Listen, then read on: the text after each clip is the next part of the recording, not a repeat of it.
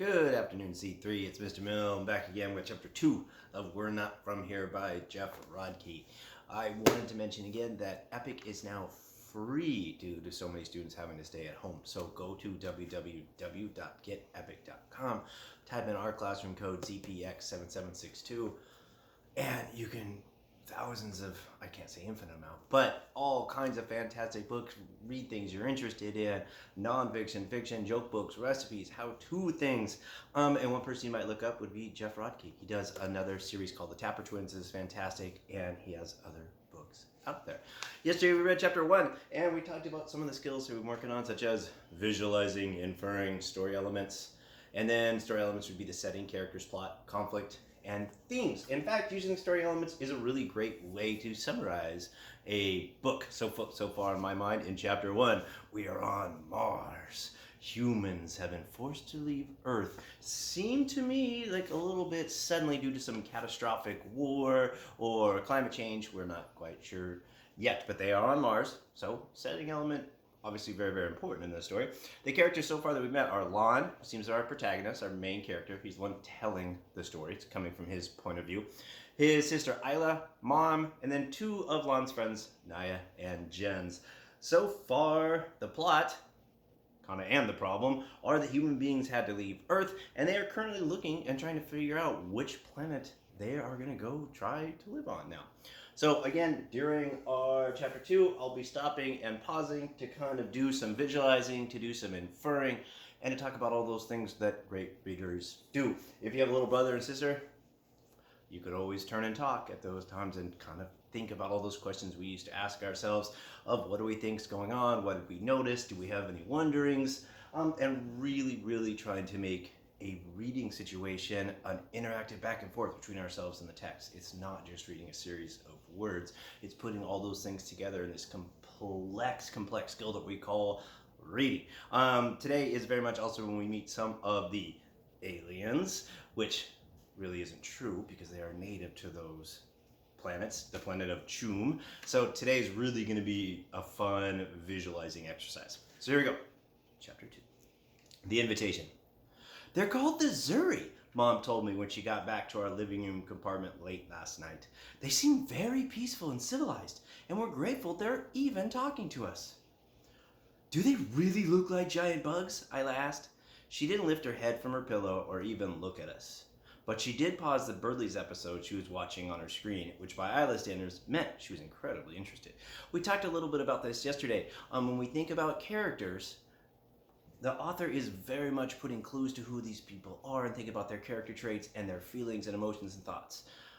If you have someone who is trying to talk to you but isn't even lifting their head up off their pillow or even looking at you, and all they do is like stop their tablet on what they're watching to ask a question, again, this is Jeff Rodkey kind of trying to help us figure out what state of mind that Isla's in, how she's feeling. We know she's really dispirited. She has taken this move from Earth to planet Mars really badly. It sounds like maybe she was about to be a big pop star, and now of course she's not, and she's trapped on this other planet in a small compartment with her mom and dad. So again, it's not explicitly telling us in the story, but they're leaving us all these little clues that the reader needs to pick up on. We'll keep going. Don't call them bugs, Mom warned her. It could be very offensive to them. Then she sighed. But yes, they look like very tall mosquitoes. And they're not the only advanced species on planet Chum. Apparently there are 4 of them, all living together in the same society. 3 of the 4 evolved on other planets before they came to Chum. That's good for us. It means they have a history of welcoming other species as immigrants.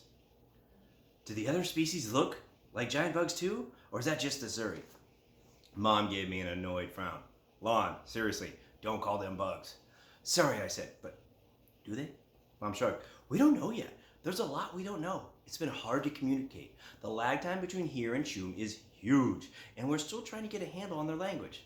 By the way, whatever you do, don't discuss this with anybody until the governing council makes an official announcement tomorrow. Remember, Mom is on the governing council, so whatever the government that human species currently has on Mars, she's kind of up there a little bit, so that's a big part of kind of her character and who she is.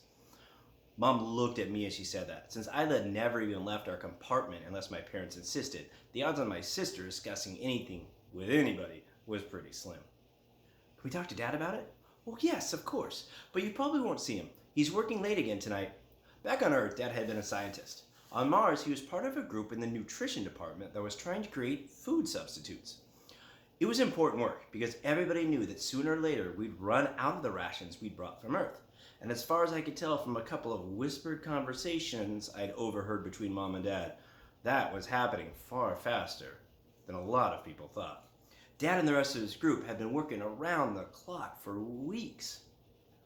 What's the GC gonna tell people? I asked Mom. Just that Planet Choom, Missouri exists, and that the governing council's talking to them about accepting human refugees. But it might not happen, and if it does, it'll take a while. So you gotta remember, they are living on planet Mars. Planet Mars doesn't have an atmosphere that we can breathe. People can't farm there. People can't do anything there. Like, they're just basically surviving, trying to find a new planet to go live on, because due to some disastrous situation, Earth is no longer livable. It took longer than a while. In the end, it was another 8 months before the Zuri officially invited humans to Choom. By then, life on the Mars station was grim. The air processors were wearing down, which made the oxygen levels drop so much that everybody felt tired all the time. Water rationing got so strict that people could only shower every 10 days, so the whole station smelled like an armpit. People's clothes were turning not just stinky, but ragged. Even on the limited rations, I'd somehow managed to keep growing until I had to go back to the exchange and swap my stained jeans and Taylor Swift t-shirt for a scratchy Yamamuri Giants jersey and a pair of beat-up khakis with holes in both knees, which kept reopening no matter how many times I sewed them back together. The biggest problem, though, was food. When the Earth supplies ran out, Dad's team in nutrition introduced chow, and everybody hated it. It came in 3 flavors: curry, berry, and harvest. But within a few days, people had started calling them choking, barfing, and heaving. After a month of nothing but chow to eat, the food protests started. Dad took it personally. When people stopped him in the hallway to complain, he'd give them a tight smile and say things like, "We're doing the best we can with the resources we've got, and I know it leaves a lot to be desired, but chow is keeping us alive." Back in our compartment at night, he was a lot less polite. "It's ridiculous," he'd vent to Mom. "What do they expect? Lobster Newburgh?" When Naya, Jens, and I made top 10 recipes for chow, and one of them was lobster Newburgh, Dad didn't think it was funny. A lot of other people did, though. Judging by the laughter when it first played, this was one of our most popular videos. But we stopped screening it after the food riots happened. The riot was terrifying. 11 people were injured, and during the worst of it, we had to barricade ourselves inside our compartment while rioters pounded on our door and yelled for Mom and Dad to come out. Security got things under control eventually, but it was a couple of weeks before Mom let me walk around the station again. Even after that, every time I left our compartment, a little knot of fear settled into the pit of my stomach, and it didn't go away for the rest of our time on Mars. The situation might have gotten even worse after the riot, but then the problems with the air processor started, and a lack of oxygen made everybody too tired to cause any trouble. "They did it on purpose," Jens told Naya. "My dad says the GC lowered the oxygen levels just to control people." I was pretty sure that wasn't true, but I was too tired and too hungry to argue with him. All of us were tired and hungry, not to mention smelly, and desperate by the time the ground council crammed us into the cafeteria to watch the government of Planet Choom's official refuge to the entire human race. They moved the big screen over from the rec center for the occasion, and Mom stood under it with Dr. Chang and General Schiller to introduce the video. Mom started by telling us how kind and selfless the people of Choom were, what a precious gift the invitation was, and what a great job the diplomacy department had done negotiating with Choom's government. Then Dr. Chang asked us to turn on the translator apps the GC had pushed to our screens the night before. "You should be able to hear a clean translation of the Zuri through your earpieces," she said. "Unfortunately, we've been told that everyone in the video is speaking the Zuri language, but our translation apps can't comprehend the accents of the Crick, the Ororo, and the Nug peoples. We've prepared subtitles for those sections, so please keep an eye on the video screen. And now, here's the invitation." Mom and the other 2 leaders stepped aside, and the screen came to life, and 4 very different looking aliens appeared on it in a wide shot, that let us view them from head to foot. So in the section I'm about to read, be ready to do some visualizing. There's a lot of great descriptions of these new species. Really kind of take advantage of using your imagination and trying to visualize what these creatures actually look like. Except that not all of them had feet. At the first sight of the aliens, there was gasps from the crowd. A couple of people shrieked in fear. "Mercy!" cried a woman from somewhere behind me. I didn't gasp or yell, but my whole body went weak, and my heart started to thump. They just looked so alien. Taking up the whole left side of the screen was an Ororo, a giant, white-blue marshmallow with sleepy dark eyes. It must have had legs, but its body was so thick and blobby, I can't see it. As it lumbered towards the camera with the others, its flesh quivered like an enormous bowl of jello gelatin. In the middle of the screen, leading the group towards the camera, was a Zuri. I'd seen plenty of photos of them by this point. So the stick-like body, huge compound eyes, tube-shaped mouth, and long wings that folded down its back weren't a surprise. But the bendy-legged, funny, scary way it walked was deeply weird. Watching it move, I didn't know whether to laugh or to scream. On the far right, and less than half as tall as the others, was a crick, a fuzzy little green werewolf with bulging muscles, red eyes, and an enormous mouth with double rows of razor-sharp gray teeth. If it hadn't been so short, it would have looked terrifying, although I wondered later if it only seemed short because the others were so tall. So take a little minute in your mind there. Think about a 6-foot-tall, huge, blobby marshmallow with deep-set eyes. Think about a little green werewolf with red eyes. What does that look like in your mind? You get to kind of create that on your own. And then, of course, the 6-foot-tall mosquito. That is the crick. And then finally, there was the Nug. It was the strangest of the four. A massive worm-like creature that slithered forward in an L shape, its slick body tight by a gaping hole. It was like a combination of an eggplant, a sea slug, and an open garbage can. The four of them moved to what I guessed was a few feet in front of the camera and then stopped. The Zuri's tube-shaped mouth vibrated as it began to speak in a high-pitched whine. Yee, yee, yee. A moment later, the translation came through my earpiece. The translator app had given the Zuri a voice signature that sounded like a gentle, elderly man. In a weird way, the voice was almost soothing. It was much less scary listening to a giant mosquito talk when it sounded like somebody's kindly old grandpa. "On behalf of the government of the people of Choom, we send greetings to the human species and offer our sorrow at the loss of your home planet. All four of our species, at earlier stages in our development, suffered from various degrees of self-inflicted violence. But just as we evolved beyond violence, we are confident the human species can do so as well. Thus, we offer you refuge among us, that you may live and thrive in our multi-species society. As long as you remain peaceful, you are welcome here." The Zuri's body bobbed up and down as it stepped back on its bendy stick legs. Then the little muscular green crick came forward and opened its toothy mouth. "Gazzer, gazzer, gazzer, gazzer." Its voice was a rough, snappish growl. The translator app beeped in my ear. Unknown language detected. And it was as it said this that the crick's message appeared in a subtitle on the big screen. "The crick have always lived on planet Choom. We like it here. You may join us if you do not make it worse." The crick stepped back, and the giant marshmallow Ororo glooped forward. "Rum, rum, rum, rum." The Ororo's voice was so deep that even through the speakers I could practically feel the vibrations in my chest as the translator began to beep helplessly in my ear. "The Ororo are not bothered by the thought of your arrival." It seemed like a strange thing to say, but I didn't have time to dwell on it because the Nug was already slithering forward with its own greeting. "Screech!" The Nug's voice was so loud and screechy that it drowned out my translator's unknown language message. People around me covered their ears, and even the three other aliens in the video seemed to lean away from the Nug and grimace uncomfortably as it shrieked its welcome. "Hello, the Nug are Planet Choom's newest immigrants. We're excited to meet you. We hope you will share in our celebrations. Hee-haw!"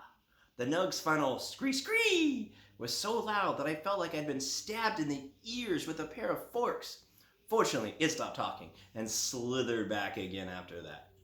The Zuri leader loped forward again on its springing legs. We hope you will accept our invitation. Your journey to Chum will be long, but a new home awaits you here, and we are eager to meet you. Until then, may your travels be safe. The video ended. There was an uneasy silence as General Schiller walked back to the front of the room to address us. Mom and Dr. Chang trailed behind him. I think it goes without saying, the general told us, that this is an unusual situation. It'll take some getting used to, but all of us on the GC are in strong agreement that if we want the human race to continue, Planet Chum is our best bet. We hope you feel the same. As it turned out, though, not everybody wanted to move in with the strange-looking aliens and their ear-splitting screeches. Some people wanted to hold out for terraforming Novo, even though the GC warned that they still didn't have enough data to know if that was even possible. Dr. Chang suggested that the Novo group come to Chum first. It was twice as close to Novo as Mars, so it'd be much easier to study and launch a trip from there. But the Novo faction didn't want anything to do with it. In the end, 400 of them decided to stay on Mars and prepare to go straight to Novo. Even more shocking were the almost 900 people who voted to go back to Earth. All the scientists agreed it would not be livable again for hundreds of years, but the Earthers refused to believe them. My friend Jens and his dad were Earthers. You'll see, Jens told Naya and me. It's going to be fine. Once you're off living with those alien freaks, you're going to wish you were back on Earth living with us. I was sure he was wrong, but I didn't argue with him. It wouldn't have helped unless I could have somehow changed Jens's dad's minds too. And Mom and Dad both told me that that was impossible. People believe what they want to believe, Mom said. In the end, all Naya and I could do was hug Jens and tell him that we'd keep in touch. That'd be super weird, he said. You're going to spend the next 20 years in biosuspension. By the time you get out of it, I'll be like your dad's age. I sure hope so, Naya said. What do you mean? Oh, nothing. Then she hugged him again. So he had kind of inferring bit there. Naya very much believes that Earth isn't livable, so Jens is like, oh, it's going to be so funny when we see each other again. The I'm sure hope so kind of tells me that Naya means she doesn't think she's ever going to see her friend again, right? Just those little bits of things that we pick up that kind of tell us more than is directly stated in the story. That's that inferring bit. I hugged him. Be safe, okay? You too. Hey, send me some videos. Oh, we will. Then Naya and I joined Isla, my parents, and 1,018 other people on the shuttle up to the transport that waited in low orbit to take us to planet Chum.